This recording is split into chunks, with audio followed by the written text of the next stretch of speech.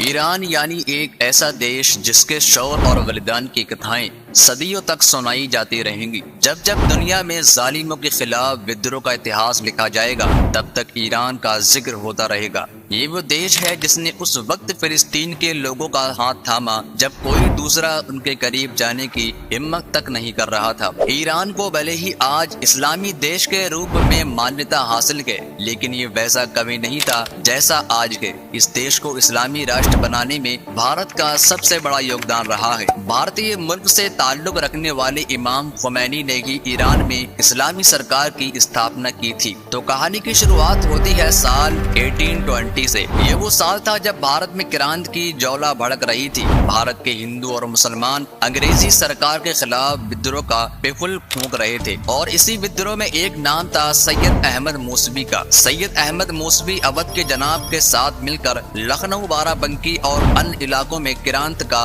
नेतृत्व कर रहे थे। लेकिन विद्रोह की असफलता के बाद वो साल 1830 में अवध के जनाब के साथ ईरान चले गए। सैयद अहमद मौसवी ने ईरान के शहर खुमैन को अपना वतन बनाया और वहीं पर रहने लगे। खुमैन ही वो शहर था जहां पर उनके बेटे मुस्तफा का जन्म हुआ था। यही वो मुस्तफा थे जिनके बेटे आयतुल्लाह खुमैनी ने ईरान के इतिहास का धारा बदल दिया। ये सच है कि अगर खुमैनी के दादा अहमद मौसवी भारत से ईरान ना जाते तो ईरान इस्लामी रियासत में कभी तब्दील ना हो पाता। आयतुल्लाह रूहुल्लाह मौसवी खुमैनी का जन्म 24 सितंबर 1902 में खुमैन में हुआ था। वो जिस वक्त पैदा हुए उस वक्त ईरान में पहलवी डायनेस्टी का राज था, जिसे अमेरिका और इजराइल का समर्थन हासिल था, और उस दौर में ईरान अमेरिका का सबसे करीबी दोस्त माना जाता था। ईरान की पॉलिसियां और उसका निजाम सब कुछ अमेरिका के हाथों में था। हालात यहाँ तक पहुँच चुके थे कि ईरान में हिजाब पर पाबंदी लगाई जा चुकी थी। हर तरफ शराब और मैखाने सजे हुए थे। किसी भी शख्स के लिए ये नाकाबिले बर्दाश्त था कि उस मुल्क में जहाँ इमाम हुसैन इब्ने अली का मदफन हो,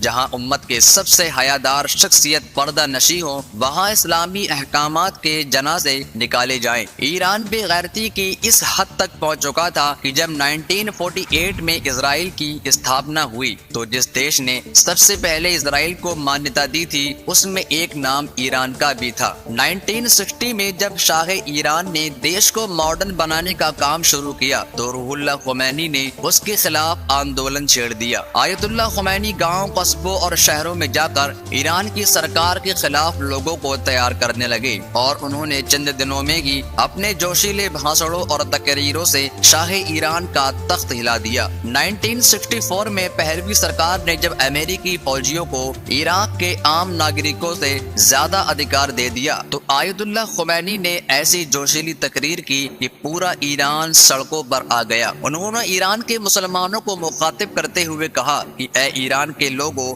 मेरा दिल फटा जा रहा है। इस शख्स ने हमें बेच डाला और हमारी इज्जत को मिट्टी में मिला दिया। ईरान के लोगों की कीमत अब अमेरिका के कुत्ते से भी कम है। मैं तुम्हें खबरदार करता हूँ, ये गुलामी कभी कबूल मत करना। खुमैनी ने इन क्रांतिकारी विचारों और ओजस्वी भाषणों से ईरान की सरकार इतनी भयभीत हुई कि उसने उन पर पाबंदियां लगा दी और उन्हें देश से बाहर निकाल दिया। लेकिन खुमैनी अपना काम कर चुके थे। उन्होंने जो आग भड़काई थी वो अब शोला बनकर ईरान की गली कूचों में रक्स करने लगी थी। साल 1978 में जब आयतुल्लाह खुमैनी के एक इशारे पर ईरान की जनता सड़कों पर आ गई तो सबके होश उड़ गए, और फिर वही हुआ जो इतिहास में कभी नहीं हुआ था। खुमैनी के नेतृत्व में ईरान की जनता ने पहले भी सरकार को उखाड़ फेंका। हैरानी की बात थी कि जिस शख्स की आवाज पर ईरान के लोगों ने सालों पुरानी सत्ता उखाड़ फेंकी थी, उसका लीडर विदेश में इस क्रांति का नेतृत्व कर रहा था। इस क्रांति की सफलता ने पूरी दुनिया के होश उड़ा दिए थे। यहाँ तक कि अरब देशों के पैरों के तले से जमीन निकल गई थी कि कहीं ऐसा नहीं कि खुमैनी जैसा कोई एक लीडर उनके देश में भी पैदा हो जाए